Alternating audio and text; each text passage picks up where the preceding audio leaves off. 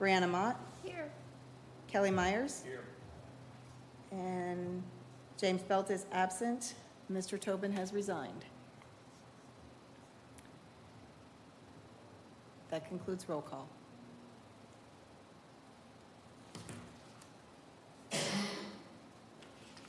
Members, you had an opportunity to review the minutes of the November 2nd meeting.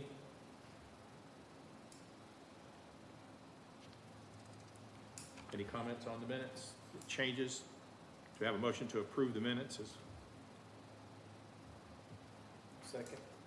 Have a motion? I'll let you make a motion. Second? Second. All those in favor say aye. Aye. We'll do a roll call just for Okay. Go ahead. Rob Leonard, Yes to approve. Brianna Mott, Yes to approve. Kelly Myers. Yes. Okay, that's unanimous. There is no old business. There is no new business. We do have staff reports, and our first one will be Kelly McQuillan will review the sunshine laws for the board.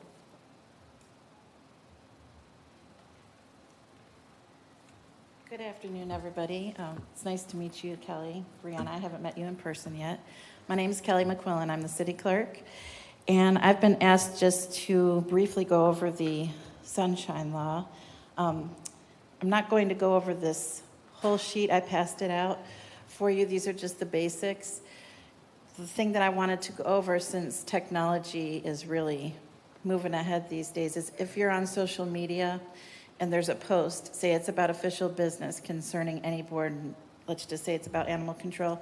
If anybody's on there and they even like the post, that's a violation of sunshine law. So you can get fined for that, just trying to safeguard everybody. If there's even I do include all of the board chairs on my agenda distribution list. So when I send out a city commission agenda, I always make sure to include the chair so that they know, so they're invited to come. That doesn't mean that in social gatherings, 2 or more members can't go as long as you're not discussing official city business. When we have like a public meeting, I discourage more than 1 member of a board attending that if they have input. If the chair can't make it, I usually have the board members discuss and select a person to attend, because we don't want more than 1 person showing up to discuss that business elsewhere in the city. But that doesn't mean if there's a Christmas party or event somewhere that 2 or more members can't show up. So I just wanted to make sure that I went over that part. Everybody is pretty much familiar with the rest, but also to stand by if there's any questions. No? Good? Okay. Thank you. All right. Thank you. You're welcome. Enjoy your meeting. Shay's phone's going to voicemail, so. Okay. The next order of business is the discussion of the proposed dog park, and David Way will be presenting.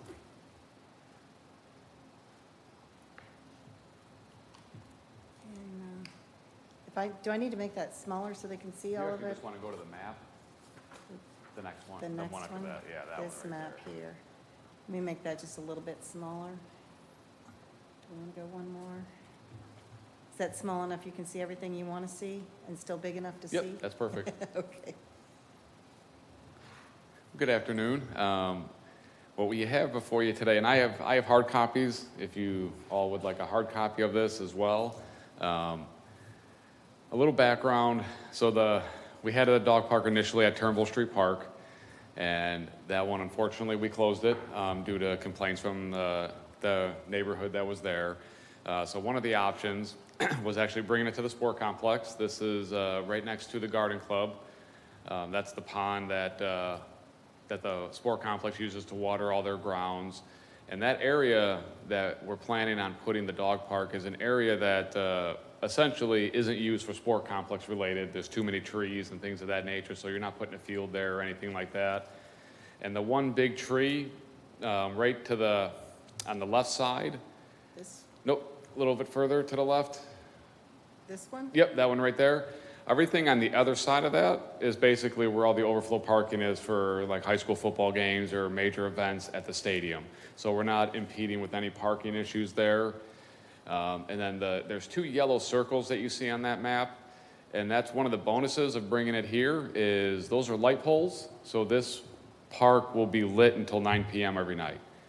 And a lot of times when the time changes, folks get home from work, and by the time they get home and get their dogs, it's dark and you can't bring them to the dog park anyway, where this will allow the park to be open until 9 o'clock at night, which will benefit, I think, a lot of those in the community. The other aspect is our fencing contractor is going to use as much of the available fencing that they can from the Turnbull Street, which will save money. So it's not going to be all brand new fencing. We're going to take down all the fencing over there and all the top rails and everything that can be reused, they're going to reuse over there. And then we do have, and then all the like the fire hydrants and all the toys for the dogs that we have over at the current dog park are going to be coming over here as well. We do have the Utilities Commission is going to put in a water meter and allow us to get potable water to the area for the dogs and the residents. So we'll put a drinking fountain in for the dogs as well as the residents. We price the total of moving everything over is a $30,000 max, which the City Commission has already agreed to. If it passes through the community meeting and passes through this board, they've agreed to allow us those finances to move forward.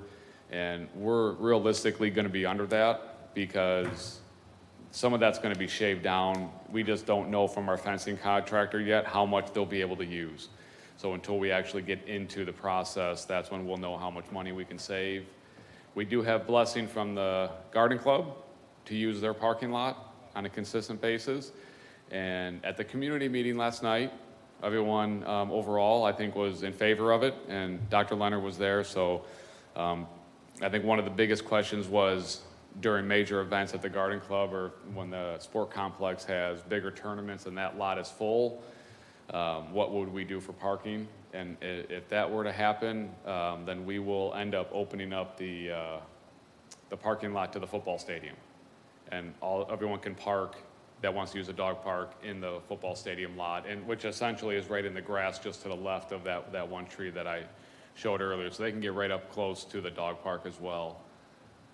Other than that, if there's any questions, I'm more than happy to answer anything you have. What's the green highlighted square for? That's that's just highlighting, that's a pump station Okay. for the sport complex. Is it roughly the same square footage as Turnbull? It's pretty close. It's for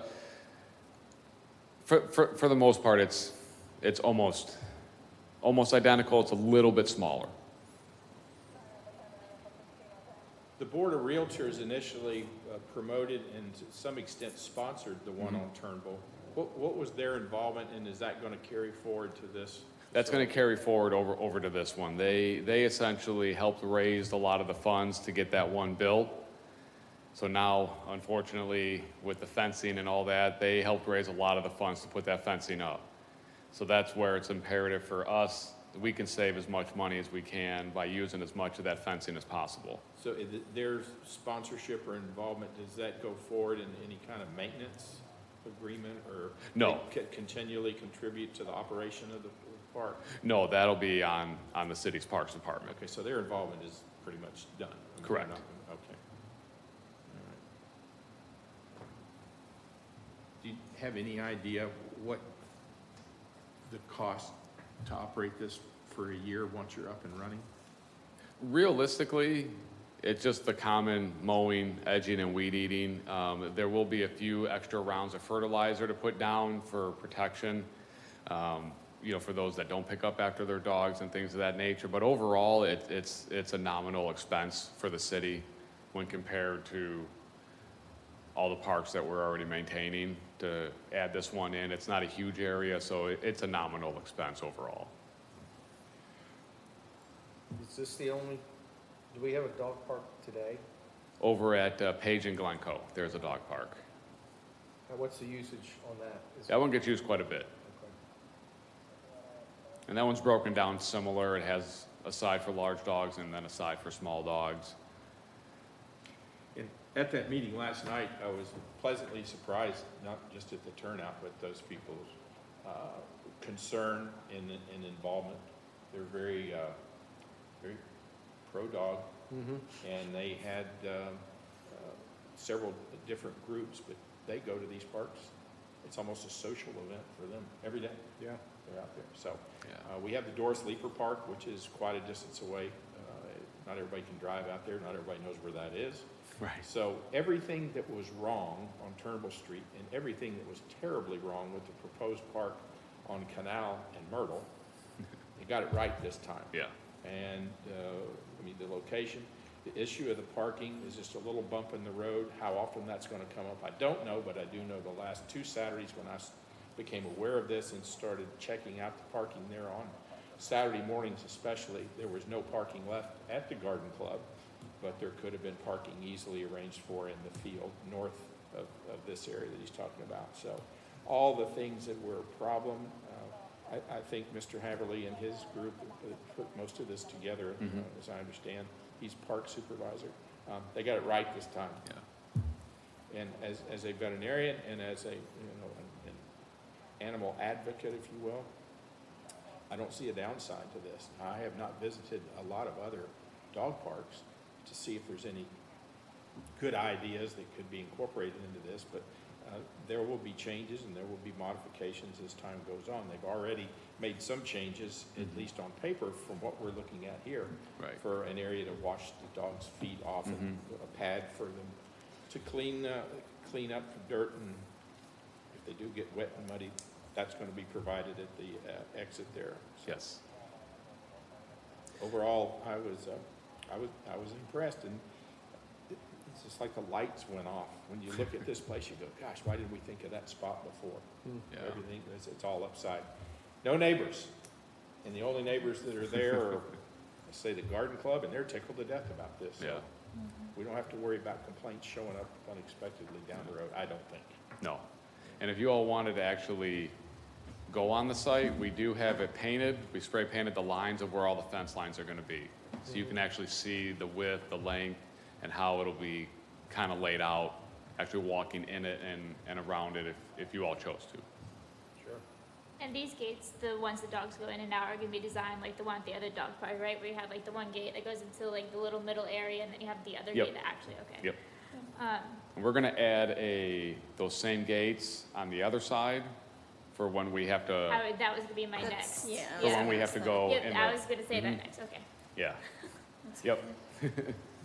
Was there an event, like, when you went by there Saturday, that would have, how are you gonna know when there's open, parking needs to be?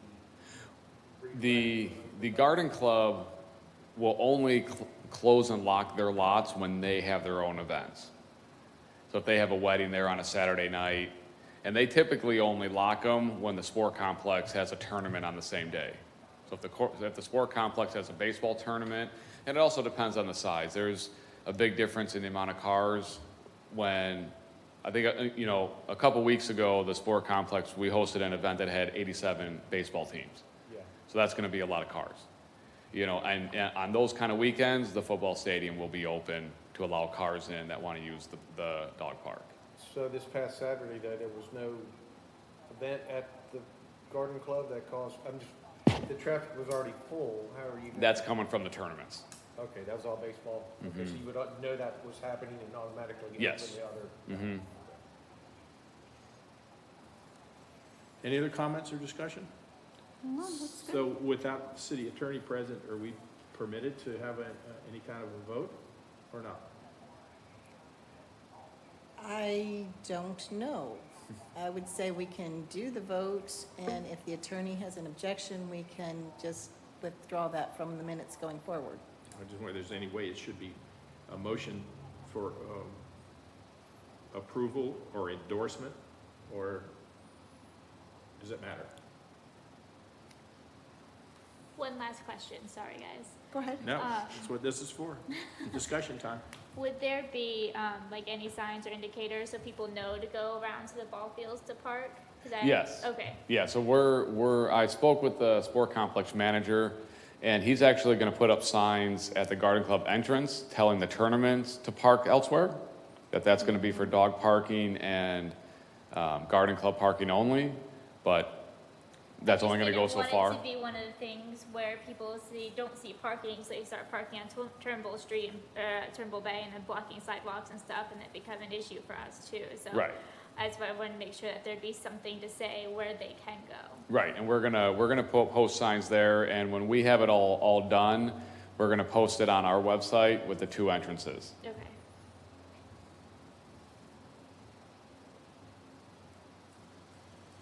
So are you gonna be patrolling that, checking for rabies tags? I already do the other dog park. That's why I did that one. I didn't know you did. I didn't know if there was any kind of active. I don't, if there becomes an issue with dogs at the dog park or something, I'll step in and check for rabies tags, but unless an issue occurs, I don't sit there at the gate or anything and be like, do you have this, do you have this? That's the way I'd hoped it could be. Yeah. So hopefully. How quick are you guys gonna be able to get this up and running? So with the approval today, we will contact our fencing contractor, and we're looking at roughly 30 to 45 days from the day the fencing contractor can start to having it ready to open. So it's really just a matter of the timing of our fencing contractor. Okay. Anything else? Yeah, I would make a motion then that the Animal Control Board approve the proposed dog park as presented today. Do I have a second? I will second that. We have a second. Rob, and the vote for against Rob Leonard, Yes for approval? Brianna Mott, Yes for approval. Kelly Myers. Yes for approval. Motion carries. Thank you, And thank I you. will confirm with Shay that we're okay with what we did. Okay, thank you, David.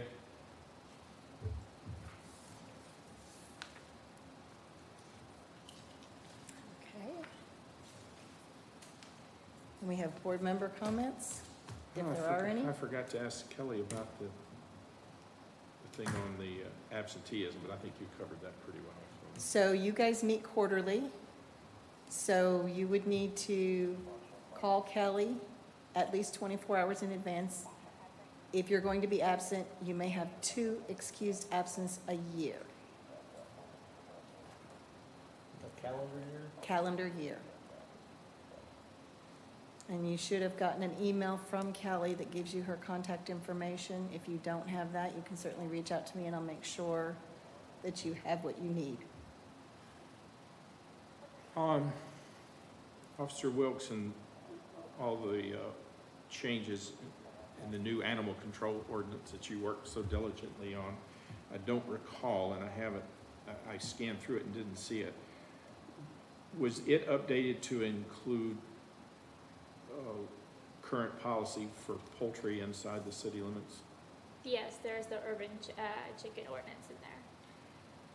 Can you just quickly tell me do you know offhand the numbers involved? No more than 5 hens per residence, no roosters at all. So 5 pens, that means? Hens, Hens, okay. hens, yes. Where does other fowl fit into this? No other fowls allowed, it's just strictly for chickens. No ducks? No ducks. Thank you. You're welcome. Board members, anything on your mind? No, I'm glad to see this dog park. It's a nice addition. Ms. Langdon, did you have anything else, John? I do not have anything. Do you have anything you want to say? As a member of the public, sort of? Yeah, public comment. You're public today. Nothing? Okay. All There right. being no further business before the board, we stand adjourned at 1:20 PM.